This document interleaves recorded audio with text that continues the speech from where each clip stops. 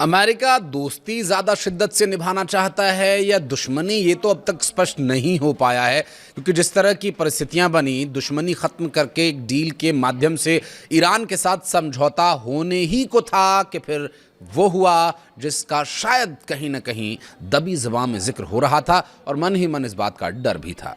नमस्कार, मैं हूं आशीष त्रिपाठी आपके साथ। अमेरिकी राष्ट्रपति डोनाल्ड ट्रंप की ईरान पर हमले की ताज़ा धमकी के बाद वॉशिंगटन और तेहरान के बीच स्विट्जरलैंड के बर्लिन स्टॉक में चल रही बातचीत अब खटाई में पड़ती नजर आ रही है। ईरान के सरकारी मीडिया ने बताया कि ट्रंप की धमकी के बाद ईरान प्रतिनिधिमंडल बातचीत की जगह से वहां से चला ही गया। ट्रंप का रवैया अक्सर हमने देखा है किस तरह का रहता है, और हालांकि अमेरिका ने यह कहा है कि बातचीत अभी जारी रहेगी और ईरानी प्रतिनिधिमंडल बातचीत वाली जगह पर ही मौजूद है। कई बार ऐसा प्रतीत होता है कि अमेरिका को यह पता है कि ईरान का कौन सा बटन दबाना है जिससे वो भड़क जाएंगे, और इस बारे में वो पूरी दुनिया में प्रचार करेंगे कि जी हम तो बातचीत के लिए गए थे, लेकिन ईरान ही नहीं मान रहा है।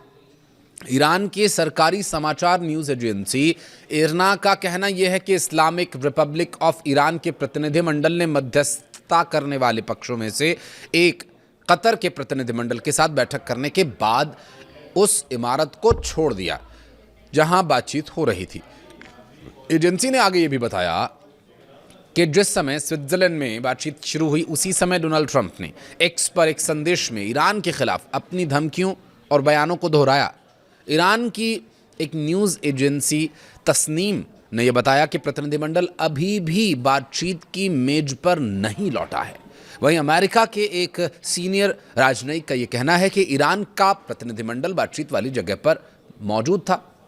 बातचीत में शामिल अमेरिकी राजनयिक का कहना यह है कि बातचीत चल रही है, प्रतिनिधिमंडल के रात भर काम जारी रखने की उम्मीद है। Israeli outlet times of Israel ने अमेरिकी राजनयिक के हवाले से बताया कि बातचीत इस बात पर केंद्रित रही कि होर्मुज को लेकर के ईरान की तरफ से आ रहे भ्रम पैदा करने वाले संदेशों को स्पष्ट किया जाए और ऐसे तरीके बनाए जाएं जिनसे कि पक्का हो जाए कि होर्मुज पूरी तरह से खुला रहेगा।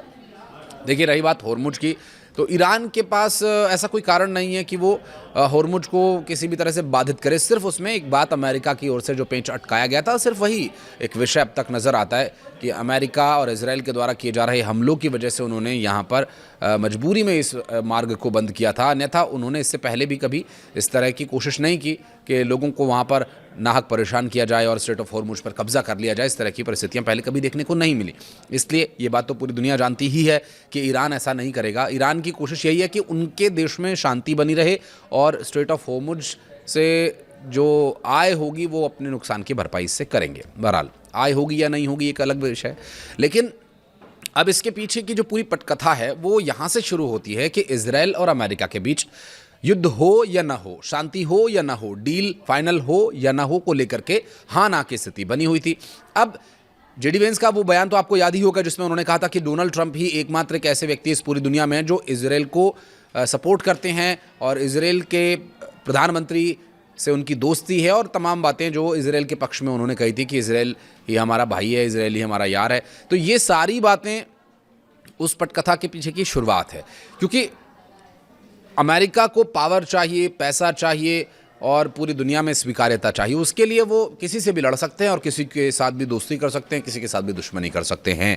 और इजराइल जो उनका बहुत पक्का दोस्त है, क्योंकि इजराइल की टेक्निक, इजराइल के हथियार और इजराइल का मादा अमेरिका जानता है कि इजराइल से दुश्मनी लेना उनके लिए भारी पड़ सकता है, लेकिन वो ईरान को हल्के में ले रहे थे।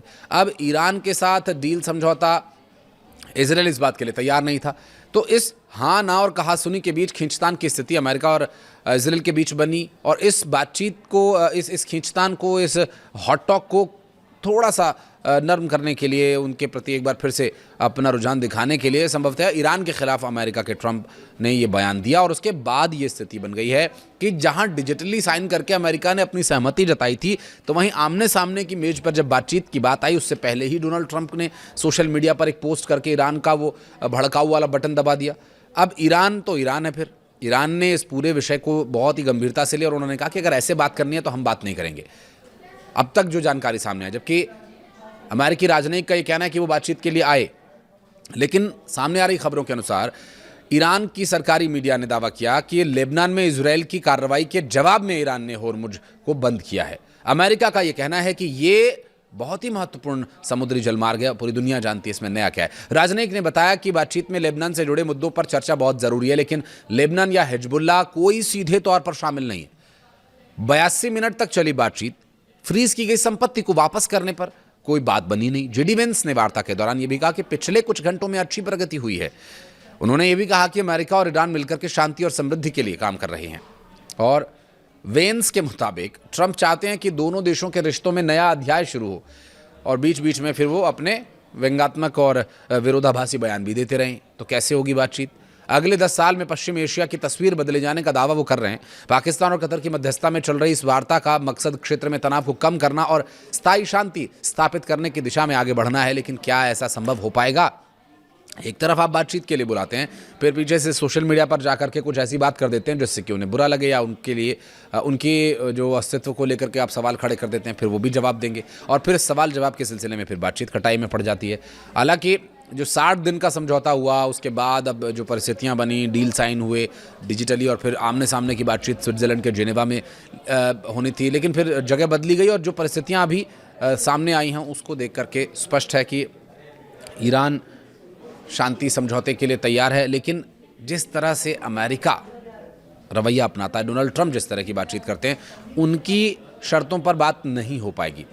और जिस वजह से ये बातचीत खटाई में पड़ी वो डोनाल्ड ट्रंप का वो रवैया है। और क्योंकि इससे पहले भी वो कई बार यूटर्न मार चुके हैं। शांति की बात करते हैं, फिर मिसाइल छोड़ देते हैं, शांति की बात करते हैं, फिर हमला कर देते हैं, शांति की बात करते हैं, फिर कुछ ऐसी बात कह देते हैं जिससे कि ये संदेश जाता है कि बातचीत शायद नहीं हो पाएगी। और ये जो रवैया है अगर ज़्यादा समय तक चला तो एक बार फिर युद्ध के हालात बन जाएं, ऐसा कहना अतिशयोक्ति नहीं होगा। लेकिन हम ये उम्मीद करते हैं कि अगर अमेरिका ये कह रहा है कि बातचीत का रास्ता खुला रहेगा तो बातचीत हो और एक ऐसे निर्णय पर पहुंचे जहां से ये वाकई पूरी दुनिया में मैसेज जाए। शांति अमेरिका भी चाहता है, ईरान भी चाहता है और इजराइल भी। इजराइल का तो अपना स्पष्ट है, उन्होंने कह दिया है कि लेबनान, पश्चिमी लेबनान में उनकी सैन्य गतिविधियां जारी रहेंगी। वे अपने सैनिकों को, अपने सैन्य ठिकानों को वहां से हटाने वाले नहीं हैं और ऑपरेशन जो उनके द्वारा किए जाते रहे उस पर वो कायम रहेंगे। इस तरह की बातचीत से भी कहीं ना कहीं ये बातचीत और खटाई में पड़ती नज़र आ रही है। बहरहाल देखना होगा कि आगे क्या स्थिति इस पर बनती है, जिससे कि एक बार फिर से स्ट्रेट ऑफ होर्मुज खुले।